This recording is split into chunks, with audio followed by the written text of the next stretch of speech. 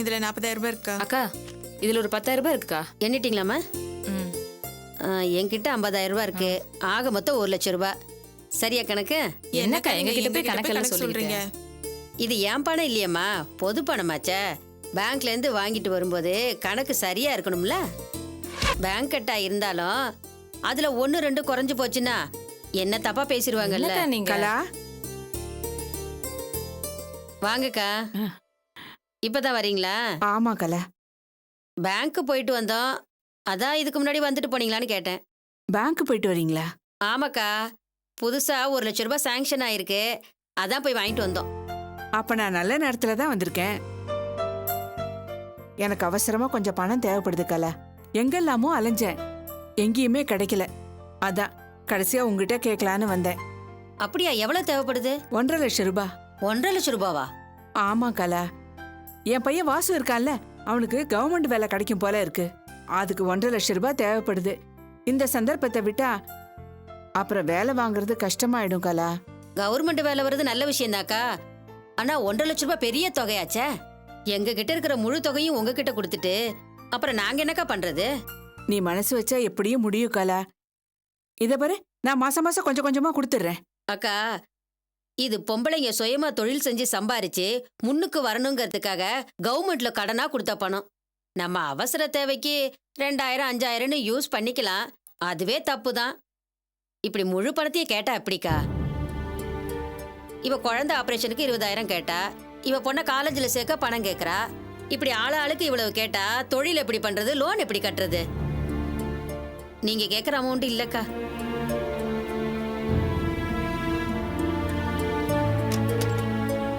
அம்மா, தந்தி வந்திருக்கு. ஐயோ, தந்தியா? ஐயோ, யாருக்கு என்ன ஆச்சுன்னு தெரியலையே.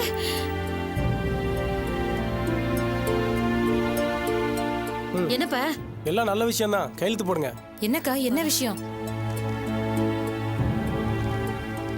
என்னக்கா தந்திய கொடுத்து நல்ல விஷயம்னு சொல்லிட்டு போறாரு?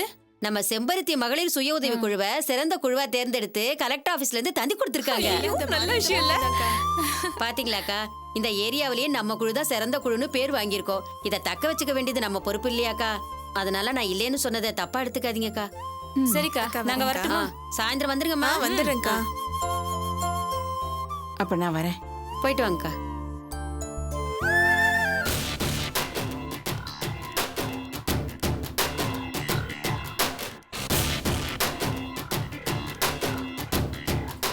அண்ணே, அந்த வாசுபை வரானே, உங்களை தான் தேடி வரான்னு நினைக்கிறேன். இவன் என்னடா நேரங்காலம் தெரியாம வந்து கழுத்தறுத்துட்டு இருக்கான். ஏதாவது சொல்லி கிள்ளி சமாளிச்சு அனுப்பிச்சு விடுங்கண்ணே அவனை.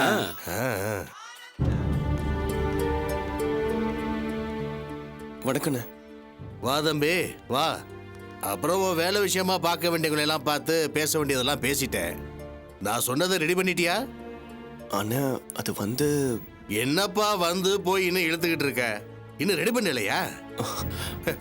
பணத்தை ரெடி பண்ணிட்டு வானா இப்படி வெறுங்கையை வீசிட்டு வந்து நின்றுட்டு இருக்க? உனக்கு முயற்சி செஞ்சதுக்கு பதிலாக வேற யாருக்காவது செஞ்சிருந்தா இந்நேரம் பணம் கைக்கு வந்திருக்கும். தப்பா எடுத்துக்காதீங்கண்ணே. இந்த விஷயத்தை எங்க அண்ணன் கிட்ட சொல்லியிருக்கேன். நிச்சயமா 2 நாள்ல ரெடி பண்ணிடுவாங்க.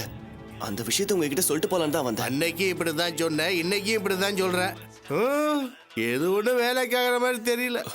இல்லண்ணே, கண்டிப்பா எங்க அண்ணன் ரெடி பண்ணிடுவாரு. என்னத்தையா ரெடி பண்ணுவாரு?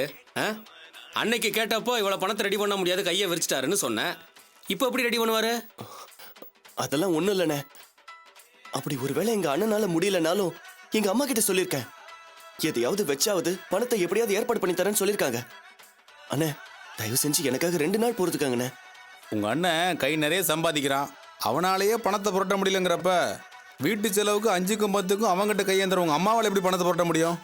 அதுனா எனக்கு மட்டும் பணம் ரெடி பண்ணி தரலனா வீட்டு உத்தரத்துல தூக்கு மாடி தொங்கிடுவேன்னு எங்க அம்மாவை பயமுறுத்திருக்கேன். அதனால எங்க அம்மா யார் கையில காலில் விழுந்தாவது பணத்தை ரெடி பண்ணி கொடுத்துருவாங்க. கண்டிப்பா பணம் வந்துடும்ண்ணே. எனக்காக 2 நாள் கொஞ்சம் வெயிட் பண்ணுங்கண்ணே. இங்க பாரு தம்பி, கஷ்டம் எல்லாருக்கும் தான் இருக்கும். இதை வேலை போடுறவன்ட்ட போய் நான் சொல்ல முடியுமா? நீ ஏதோ என் கட்சிக்காரனுக்கு ஃப்ரெண்டா இருக்க, ஏதோ நாளைக்கு கொடி விளம்பரம் அது இதுன்னா உதவி செய்வேன்னு தான் இந்த ஏற்பாடே பண்ணிக்கிட்டு இருக்கேன். பியூன் வேலைக்கு அவன் லட்சக்கணக்கில் கையில் வச்சுக்கிட்டு அலையிறான். நீ என்ன தம்பி இவ்வளவு கேர்லெஸ்ஸா இருக்க? கவர்மெண்ட் வேலைப்பா, உன்னை தேடி வந்திருக்குது. எவ்வளவு சீக்கிரம் முந்திக்கணுமோ அவ்வளவு சீக்கிரம் முந்திக்கணும். இல்லைன்னா வேற அவனாவது முந்திக்குவான். அண்ணே அது எனக்கும் நல்லா தெரியும்ண்ணே. அதனாலதான் எப்பாடு பட்டாவது இந்த வேலையை வாங்கணும்னு பிடிவாதமா இருக்கண்ணே. அண்ணே ஒரு 2 நாள் பொறுத்துக்கங்க, கண்டிப்பா பணத்தோட வந்துடுறேன். சரி சரி, உன் பேச்ச நம்புறேன். உனக்காக 2 நாள் பொறுத்துக்கிட்டு இருப்பேன். அதுக்குள்ள நீ பணத்தோட வந்துடணும். இல்ல உன் வேலை வேற யாருக்காவது போயிடும். சொல்றத சொல்லிட்டேன், அவ்வளவுதான். சரிண்ணே, நான் கிளம்புறேன். ஏதாவது சரக்கு ரெடி பண்ண சொல்லுங்கண்ணே. தம்பி வாசு, என்னண்ணே? பசங்க ரொம்ப தொந்தரவு பண்றானுங்க. டேய் என்ன வேணுமோ கேளுடா. ஒரு ஃபுல்லு போதுண்ணே. அப்படியா? அண்ணே என்கிட்ட காசு இருக்குண்ணே, நான் வாங்கிட்டு வந்துடுறேன். தம்பி உண்மையை தான் சொல்றியா இல்ல இதுக்கும் உங்க அண்ணன் அம்மாவை தான் கேட்கணுமா? டேய் சும்மாரா தம்பி. அதோட ஒரு கூல்ட்ரிங்க்ஸ் பாட்டிலு, ஒரு தண்ணி பாட்டிலு, ஒரு சிக்கன் 65 சொல்லியிருப்பா. சரிண்ணே. அப்படியே ஒரு பாக்கெட் கிங்ஸ் வாங்கிக்கப்பா. ம் சரிண்ணே. அண்ணே நம்ம 40 பேர்கிட்ட பணம் வாங்கியிருக்கிறோம். ஆனா வேலை 4 பேருக்கு தான். மீதி இருக்கிற 36 பேருக்கு என்ன பதில் சொல்ல போறீங்க? இதெல்லாம் அரசு இல்ல சகஜம்டா. இதெல்லாம் தெரியாதனாலதான் இன்னும் எடுபடியாவே இருந்துகிட்டு இருக்க. ஏதோ நம்மனால முடிஞ்ச வரைக்கும் முயற்சி செஞ்சோம். அந்த 4 பேருக்கு தான் அதிர்ஷ்டம்னு சொல்லிடுவோம். அண்ணே அப்போ அவங்க கொடுத்த பணம் கொடுக்கும் போதும் வாய்தாவில தானே கொடுத்தானுங்க. திருப்பி வாங்கும் போதும் வாய்தாவிலே வாங்கிட்டு போட்டோம். அதுவும் சரிதானே. நம்ம கிட்ட இருந்து அவ்வளவு ஈஸியா வாங்கிட முடியுமா? அதுக்குள்ள தேர்தல், ஆட்சி மாற்றம், அது இதுன்னு ஏதாவது வந்துடும். சமாளிச்சுக்கலாம், விடு. சரிண்ணே.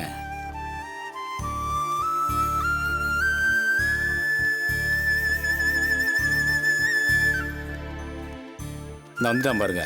கொண்டா பைப்பா. அண்ணா வேற ஏதாவது வேணுமாண்ணே? எங்க சிக்கன் 65 காணோம்? சொல்லிருக்கண்ணே, இதோ வந்துடும். சரி. சரிப்பா, நீ போய் பணத்துக்கு ஏற்பாடு பண்ணு. அண்ணன் நான் இருக்கேன்ல, அந்த வேலை உனக்கு தான். போ. சரிண்ணே.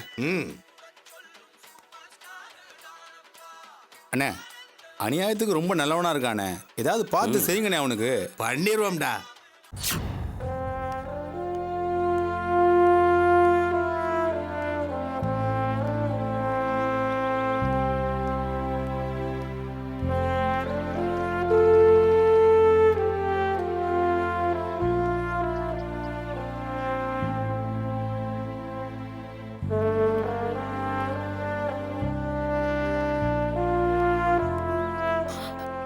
வாசு, அம்மா எங்கம்மா போயிட்டு வர?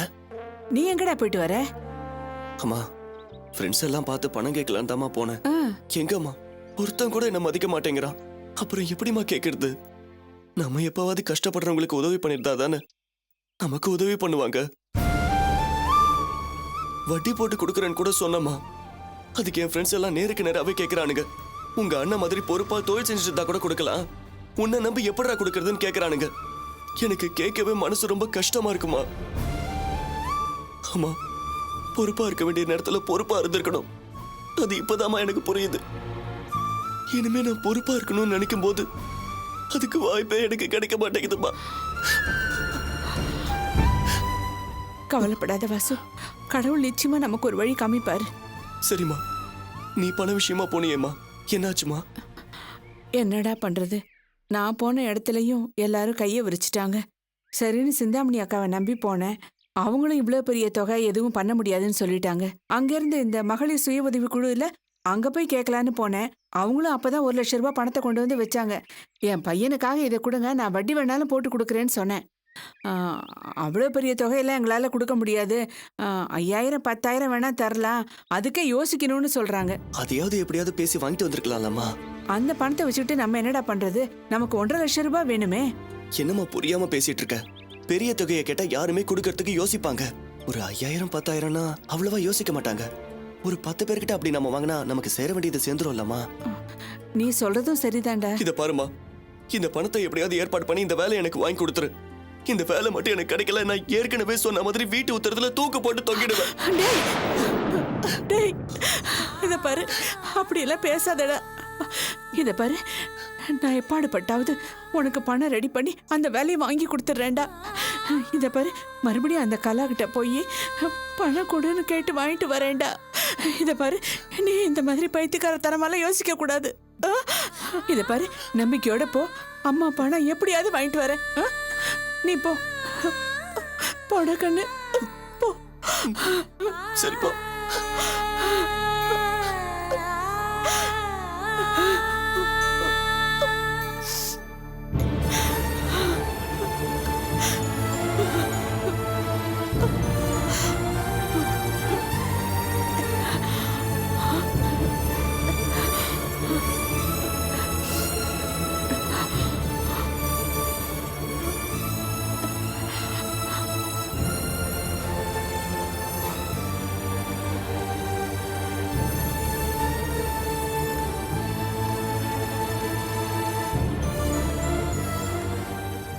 கலா கலா கலா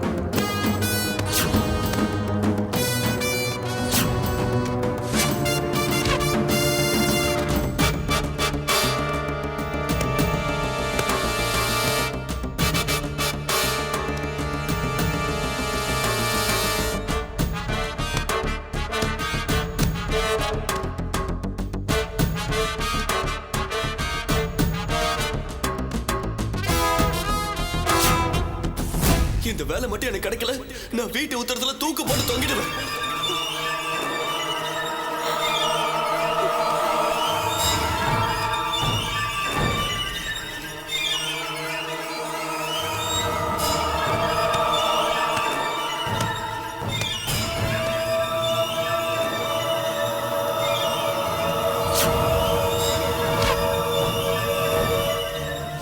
இந்த வேலை மட்டும் எனக்கு கிடைக்கல, நான் ஏற்கனவே சொன்ன மாதிரி வீட்டு உத்தரத்துல தூக்கு போட்டு தொங்கிடுவேன்.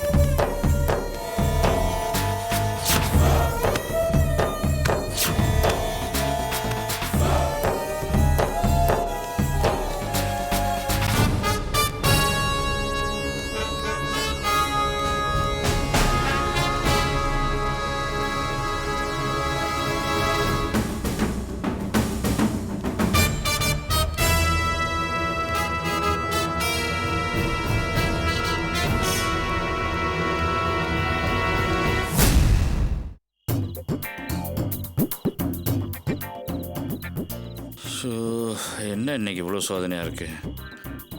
ஒரு ஆஃபு ஃபுல்லுக்கு வழி இல்லைனாலும் ஒரு கட்டிங்காவது கரெக்ட் பண்ண முடியலையே. கடவுள் என்ன இப்படி இன்னைக்கு சோதிக்கிறான்? நேரம் வேற ஆகிக்கிட்டு இருக்கு. என்ன பூங்காவன தண்ணி அடிக்க வரீங்களா? ஆஹா, கடவுளே கண்ணை திறந்துட்டையா. என்ன சொன்ன? தண்ணி அடிக்க வரலையான்னு கேட்டேன். அதுக்கு தானே நான் காத்துக்கிட்டு இருக்கிறேன். வந்துட்டேன் கோபாலு. வா வா வா. என்னண்ணே சும்மா வரீங்க?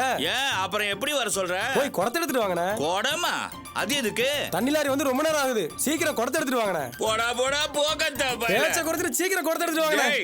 இந்த பூங்காவனத்துக்கு குடத்தை வச்சு தண்ணி அடிச்சுதான்டா பழக்கம், குடத்தை வச்சு தண்ணி புடிச்சு பழக்கம் இல்லடா. வந்துட்டான் அங்கிருந்து வெறுப்பேத்துறதுக்கு. தண்ணி பிடிக்கணுமா? தண்ணி கொஞ்ச நேரத்துல என்னமா உசுப்பேத்திட்டா அவன். ஏயா கடவுளே, உனக்கு இன்னைக்கு விளையாடுறதுக்கு நான் தான் கிடைச்சனா? ஏயா நான் என்னையா பாவம் பண்ண? நான் அப்படி என்னத்தையா பெருசா கேட்டேன்? நான் என்ன கங்கையை கொடு காவேரியை கொடு நான் கேட்டேன்? ஆப்டாலும் ஒரு கட்டிங்கு வழி பண்ணுன்னு தானே சொல்றேன். என்ன இப்படி புலம்ப விட்டுட்டியா? நீ நல்லா இருப்பியா? என்னடா அது? ஆமா, இங்க இந்த கீழ்ப்பக்கம் போறதுக்கு பஸ்ஸுக்கு 4 ரூபா தான் ஆகும். கிளம்பு. ஏய், என்னடா நக்கலா? தனியா உட்காந்து புலம்பிட்டு தான் வேற என்ன போடா, பண்ணுவாங்க? நான் ஒன்றும் தனியா உட்காந்து புலம்பல, தண்ணிக்காக புலம்பிக்கிட்டு இருக்கேன். நீ காசு கொடு. ஏன்டா என்கிட்ட இருக்கிறது 4 ரூபா நாளைக்கு பஸ்ஸுக்கு அட வேணும். விட்றா, எனக்கு ஊறுகாய்க்காக ஆகுதும்.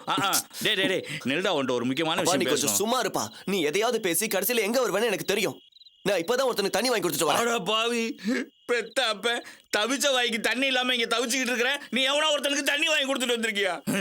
உன்னை பெத்து வளர்த்ததுக்கு ஒரு தென்னை மரத்தை நட்டு வளர்த்துருந்தா இந்நேரம் தினம் ஒரு படி கல்லாவது இறக்கி குடிச்சுக்கிட்டு இருந்திருப்பேன். இத பார், பெத்தேன்னு வேணா சொல்லு, வளர்த்தேன்னு சொல்லாத. தண்ணி அடிக்கிறது உனக்கு பெரும் பிரச்சனையா? டேய், தண்ணி அடிக்கிறது எனக்கு ஒரு பிரச்சனை இல்லடா. உன் பிரச்சனையை எப்படி டீல் பண்றதுதான்டா எனக்கு பிரச்சனை. என் பிரச்சனையே அந்த 1.5 லட்சம் ரூபா பணம் தான். 1.5 லட்சம் ரூபா பணம் ரெடி பண்ணிட்டியா? அட போடா, குவார்டருக்கே வழி இல்லாமல் அல்லாடிக்கிட்டு இருக்கேன். நான் எங்கேருந்து 1.5 லட்ச ரூபா ரெடி பண்ணுறது? நான் சொன்னது உன் வாழ்க்கை பிரச்சனை. என் வாழ்க்கையே கவர்மெண்ட் வேலை தானப்பா. டேய், வாழ்க்கை துணையை பற்றி ஏண்டா ரேவதிங்கிற ஒரு பொண்ணை பற்றி உனக்கு கொஞ்சம் கூட ஞாபகமே இல்லையா? சுத்தமாக அவளை மறந்துட்டியா? ஆமா, மறந்துட்டேன். யார் அந்த ரேவதி? என்ன விஷயம்? அட பாவி, நீ இந்த அளவுக்கு மாறுவேன் நான் கொஞ்சம் கூட எதிர்பார்க்கலடா. டேய், நாளைக்கு அந்த பொண்ணுக்கு நிச்சயதார்த்தம்டா, தெரியுமா உனக்கு? என்னது? ரேவதிக்கு நிச்சயதார்த்தமா? ரேவதி வாசு, என்னப்பா இப்படி சீரியஸா பிளாக் அண்ட் ஒயிட் படத்துல வர கதாநாயகன் மாதிரி வசனம் பேசுவேன்னு நினைச்சியா? நான் ஒன்னும் பழைய வாசம் இல்ல. காதல் கத்திரிக்காயில எப்போ தூக்கி போட்டாச்சு. டேய், நீ பேசுறது கொஞ்சம் கூட நல்லா இல்லடா. ஏதோ சொத்து பத்துக்காக அந்த பொண்ணு மேல ஆசைப்பட்ட, அதை விட்டுரு. ஏதோ உன் ஃப்ரெண்ட்ஸுங்கெல்லாம் சேர்ந்து உசுப்பேத்தி விட்டாங்க, அதுக்காக ஆசைப்பட்ட, அதையும் விட்டுரு. நீ இத்தனை நாள் அந்த பொண்ணு கூட பழகுனிய, உனக்கு 1% கூட அந்த பொண்ணு மேல காதலே கிடையாதா? இல்ல, 1% கூட கிடையாது. போதுமா? டேய் டேய், என்னால நம்பவே முடியலடா. ஒரு பொண்ணு மனசுல ஆசையை வளர்த்துட்டு இப்ப திருத்துப்புன்னு தூக்கி எறிஞ்சிட்டா அந்த பாவம் உன்னை சும்மா விடமாடா? டேய், நிஜமா சொல்லு, நீ இந்த வீட்டுக்காக நிஜமாவே திருந்திட்டியா? ஆமா, திருந்திட்டேன். நான் பொறுக்கே சுத்தின வரைக்கும் நான் சொன்னதெல்லாம் நம்புனீங்க. இப்ப நான் பொறுப்பானவனா ஆனதுக்கு அப்புறம் என்ன நம்ப மாட்டேங்கிறீங்க. நீங்க நம்பலனாலும் பரவாயில்ல. காதலுக்காக வாழ்க்கை அழிக்க நான் தயாரா இல்ல. மறுபடியும் இதை பத்தி பேசி என்ன தொந்தரவு பண்ணாதீங்க. 1.5 லட்சம் ரூபா போய் பணம் கட்டணும், கவர்மெண்ட் வேலையில நான் சேரணும். அதுதான் என்னோட லட்சியம். வேற எந்த எண்ணமும் என் மனசுல கிடையாது.